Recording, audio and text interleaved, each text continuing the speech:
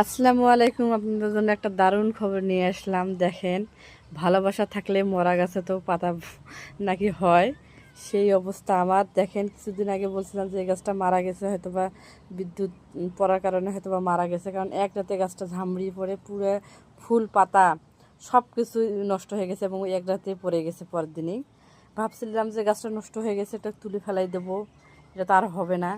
কিন্তু দেখেন আল্লাহর কি নীলা খেলা, এখানে আবার নতুন পাতা আসছে। আমি তো অবাক। আমি যে গাছটা কিছুদিন আগে এই টবটা অন্য গাছ লাগানোর জন্য এটা তুলে ফেলতে চাইছিলাম, কিন্তু তোলা হয়নি একটু ব্যস্ততার কারণে। কিন্তু এভাবে যে পাতা আসবে আমি কখনোই কল্পনা করিনি। আসলে সব কিছু আল্লাহর ইচ্ছা। নাইলে ভাবছিলাম, কারণ কল্প লাগা গাছ একবার যদি পাতা ঝামড়ি যায় বা অন্যরকম হয়ে যায়, ওই গাছটা আর বাঁচে না। যেখান থেকে কলপ করা আছে সেখান থেকে তাড়াতাড়ি মারা যায়। কিন্তু আমি তো অবাক। আসলে সব কিছু আল্লাহর ইচ্ছা। দেখেন কত সুন্দর পাতা বাইর হয়েছে। এই গাছটা 12 মাসই কামরাঙ্গার গাছ ছিল, অনেক ফলন হয় এবং অনেক সুস্বাদু এবং মিষ্টি কামরাঙ্গাটা।